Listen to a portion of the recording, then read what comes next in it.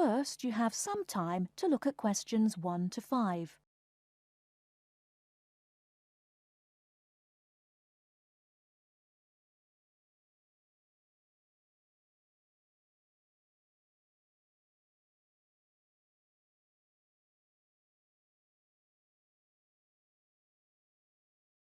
Now we shall begin. You should answer the questions as you listen, because you will not hear the recording a second time. Listen carefully and answer questions 1 to 5. Kingsbury College, can I help you? Oh, hello. I'm ringing to find out about one of your courses. Yes. Is that a daytime or an evening course? Evening. Right. I'll just get a few details from you, if I may. Fine. Could I have your full name first of all? It's Peter Wright. That's W-R-I-G-H-T. OK. And I don't need to know your exact age, but can you tell me which of these age groups you belong to? 18 to 25, 26 to 35, 36 to 45, or over 45? 18 to 25. Fine. And do you have a job, or are you a full-time student? I'm an accountant. I just do courses in my spare time for interest. OK. Right. And your address, Mr. Wright? It's 11 Forest Road. Forest? Yes. Is that in Kingsbury? Yes, it is. I'm just down the road here. And do you have a phone number? It's 992-471. That's my home number. I haven't got a work number. That's fine. We probably won't need it. Before you hear the rest of the conversation, you have some time to look at questions 6 to 10.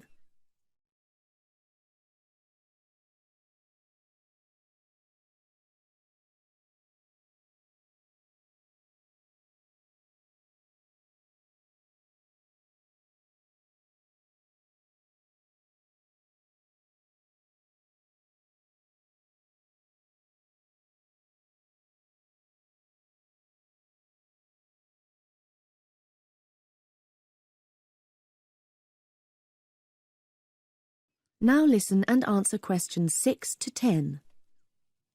Now, you want to register for a course. Yes, cookery. Do you happen to know the exact title of the course? We've got Thai cookery on Wednesdays, or Mexican cookery on Fridays, or... Mexican. I'd like to do both, but I'm busy on Wednesdays. OK. Well, you can always do the other one next term, I suppose. Now, do you know when it begins? Is it the 26th of March? That's right.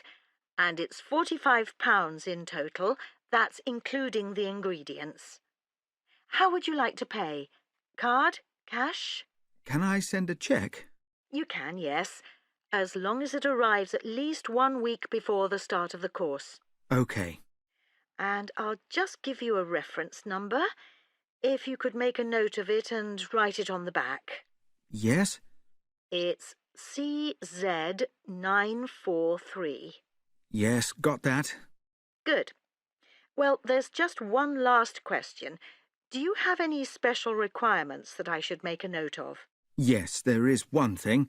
I use a wheelchair. Right, so you need to have access for that. OK. Don't worry, your room is on the ground floor and I'll make sure there are no steps involved. We can always put a ramp in. Thanks. So, we look forward to seeing you on the 26th of March.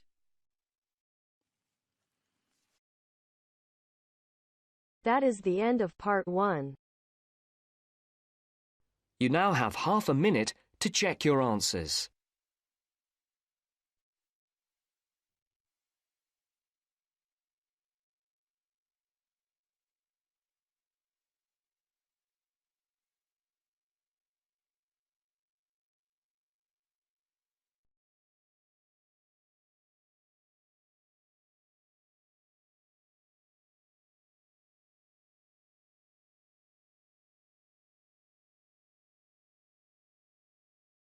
Now turns to Part 2. Part 2. You will hear a telephone conversation about a job vacancy. First, you have some time to look at questions 11 to 15.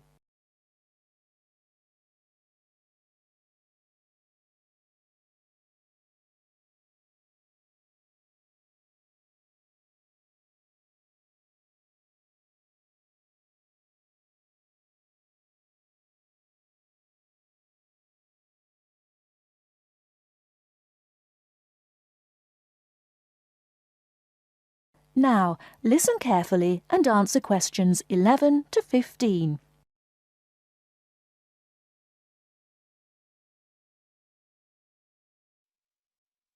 Hello, Top Job Employment Agency.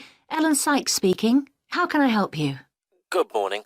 My name's Steve Collins and I'm calling about the call centre job advertised in today's paper. For an operative handling credit card inquiries? Yes, that's right. The wages and working conditions are all in the ad, so what I'd like to know now is what the work actually consists of. I should explain that I'm a student looking for a summer job, not long-term employment. That's okay. The people at Intercard say they've always found students to be honest, which of course is essential in this line of work, and they have the basic IT skills needed there. Apparently, there have been a few who didn't find it easy to get there on time in the morning, but in most cases their punctuality is as good as anybody else's. Anyway, about the work. And I know a bit about this because, as it happens, I've worked there myself. Really? Yes, for about a year. You'd find that most callers would be people wanting to check the balance on their cards, query payments made and so on. And from those who've had their card stolen? No, they ring another number for that, an emergency line. People also call that number if they lose their cards. And what are most callers like? I mean, what kind of people are they? All sorts, really. All ages, every kind of background. Though one definite trend is the change in the number of women. Nowadays, they make up around 55% of the total, whereas years ago, there used to be a majority of men calling. At one time, I heard, as many as 3/4 of all credit cards were actually held by men, but that must have been long before I was there. It's certainly different now. So to do this job, what sort of experience do I need? None, really. Have you got a credit card yourself? Yes, I have. Then you probably know quite a bit about them already. And as a student, you're obviously intelligent, which of course you need to be for the job. So after a day or so working with an experienced operative, I'm sure you'll have picked up enough to deal with routine inquiries, which of course most of them are. But there are bound to be questions I can't deal with, at least at first. What happens then? In that case, you can ask a supervisor. They're very helpful to new staff. I think I like the sound of this. What do I do next?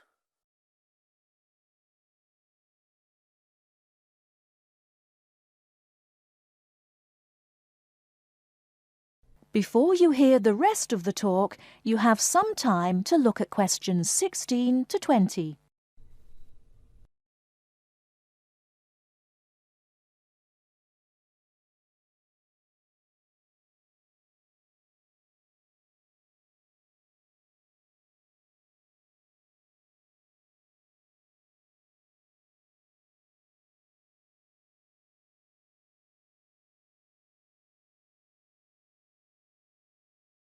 Now listen and answer questions 16 to 20. Can you get over there for 9:45 on Monday morning for an interview? Definitely, yes. Whereabouts are they? In Riverside Business Park. Do you know it? Yes, I've been there once. How do you usually travel? By bus. Right. So you take either the 136 or 137 to the bus station, and when you come out of there, you turn right. Along Orchard Road, that is. The road from the railway station? Yes, that's right.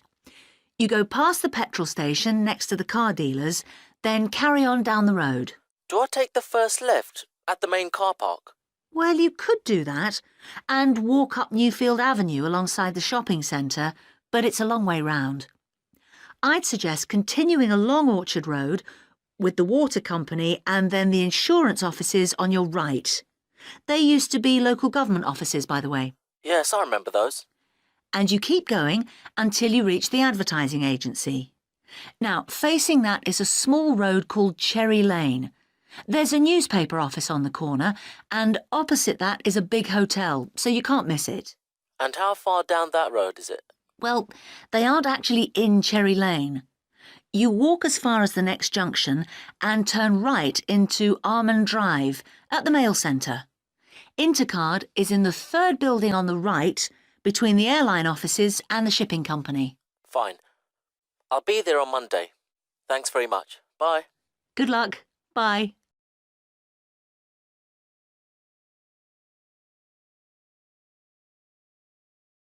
That is the end of part 2. You now have half a minute to check your answers.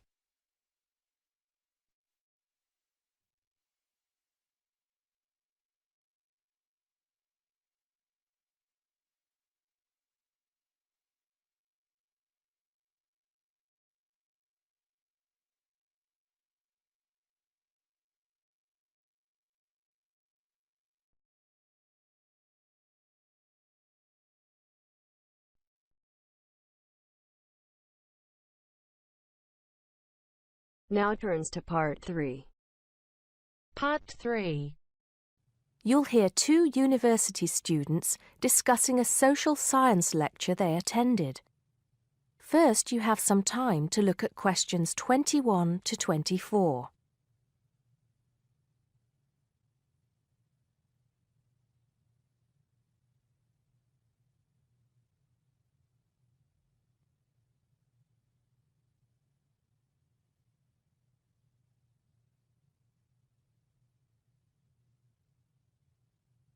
Now listen carefully and answer questions 21 to 24.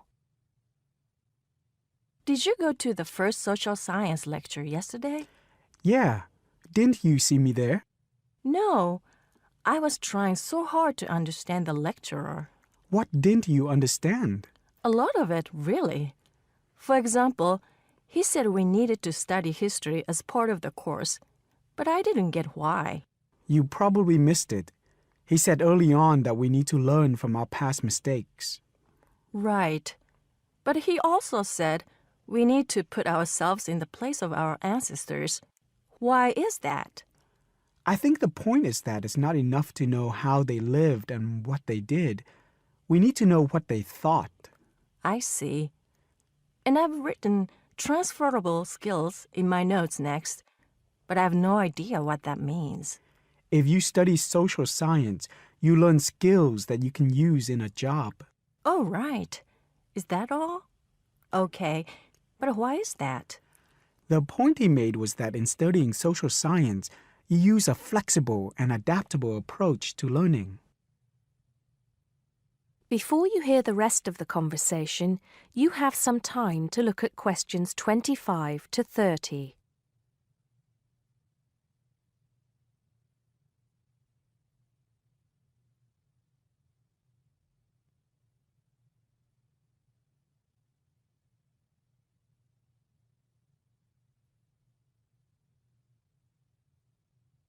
Now listen and answer questions 25 to 30. He also kept mentioning all the other subjects we will need to study as part of the course. I didn't write them all down, did you? Some of them. I think I can make sense of my notes. The first one was anthropology, which he said would cover prehistory and archaeology as well. Okay. Then there's economics.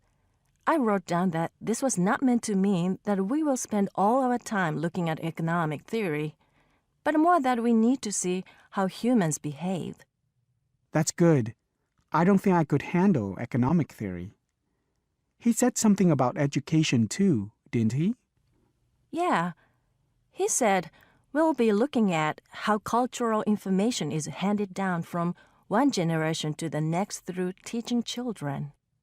He said we'd be focusing on geography too, but I can't really remember which aspects. Can you? I noted it down, I think. Here we are, yes, particularly in relation to urban planning. It's law that I got confused about. I didn't understand Why he linked that to economics? I think he meant that laws affect the way wealth is distributed. That makes sense. Now, what are the science wars? Okay, I did get that. The science wars are about how social science collects information. In sociology and social work, and in social science generally, they can only study patterns of behavior and observe. If you compare that to the way scientists work in physics or chemistry, it's very different because they use specific experiments that can be tested and which give concrete answers. Social studies is often accused of being unscientific. That's all. Okay. But it still looks like a good course, doesn't it? You don't have any regrets, do you? None at all. I'm looking forward to it.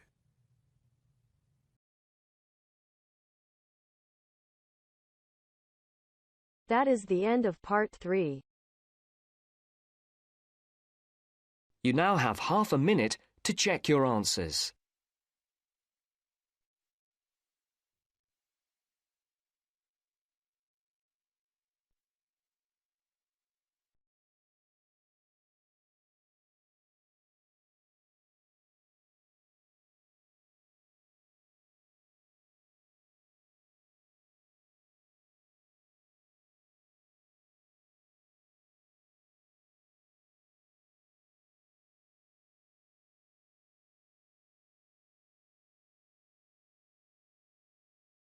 Now turns to part 4. Part 4. You will hear a wildlife expert giving a talk to a group of bird lovers in the UK about a species called the tawny owl. Before you listen, you have some time to look at questions 31 to 40.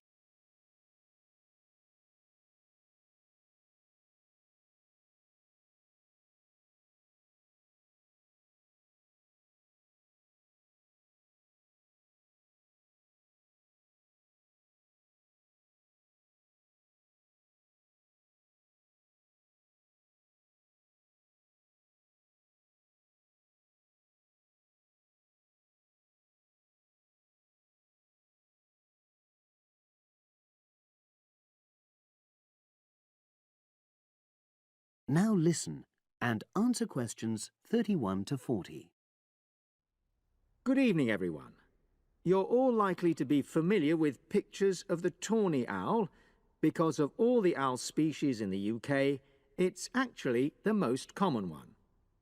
But the chances are that you're more likely to have heard one than actually seen one, as it's also strongly nocturnal. This means that it normally ventures out at night. So, what kind of habitat does the tawny owl prefer? Well, a survey carried out in the 1980s confirmed that this owl is most likely to be found in woodland. If you look at a map of tawny owl distribution across Britain, you'll only see gaps in the treeless marshy areas of eastern England and in some of the more upland parts of northwest Scotland. However, you can sometimes find populations of tawny owls in urban areas too, either in parks or in large gardens. The tawny owl shows some obvious adaptations to its natural habitat. For example, both its wings and its tail are short, which helps it to maneuver through the trees. Also, the bird's plumage is a mixture of brown and grey, and this provides suitable camouflage for when the owl perches up against a tree trunk. Then there are its large eyes. The tawny owl's visual capacities are considerably better than those of humans, and although it can't see in complete darkness, it's sufficiently well equipped to be able to navigate its way around woodland on all but the most overcast nights. Another factor that contributes to the tawny owl's success as a hunter is its excellent memory of the layout of different areas. If you combine this ability with the owl's strongly territorial and sedentary nature, most populations of tawny owl are sit-and-wait predators, you realise that it has a good opportunity to predict where prey might be found. Finally, as well as having large eyes, the owl's sense of hearing is excellent, and this helps it to locate potential prey as it sits on its perch.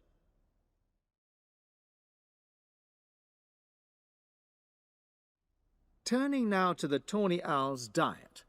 Woodland tawny owls feed mainly on mammals, especially small ones, such as wood mice and bank voles. But they'll also take things like frogs or bats, or even fish, if they happen to be available. In urbanized landscapes, the owls seem to prey more on birds. So there are some differences there. Let's just look briefly now at survival rates in the tawny owl. Young tawny owls face a difficult time once they leave home, and 2 out of every 3 are likely to die within their first year. So, with such high mortality levels, it's a good job that established breeding pairs can produce young over a number of seasons and maximise their chances of passing their genes on to the next generation of owls. I've already mentioned the sedentary nature of the tawny owl, but it's not just adult tawny owls that are sedentary in their habits. Young birds, dispersing away from where they were born, rarely move far. The average distance is just 4 kilometres. There also appears to be some reluctance to cross large bodies of water. The owl is absent from many of the islands around our shores, with only occasional sightings in Ireland and the Isle of Wight off the south coast of England. Right, well, now I'll show you some photographs that have been taken in 1 or 2 of the... That is the end of part 4. You now have half a minute to check your answers.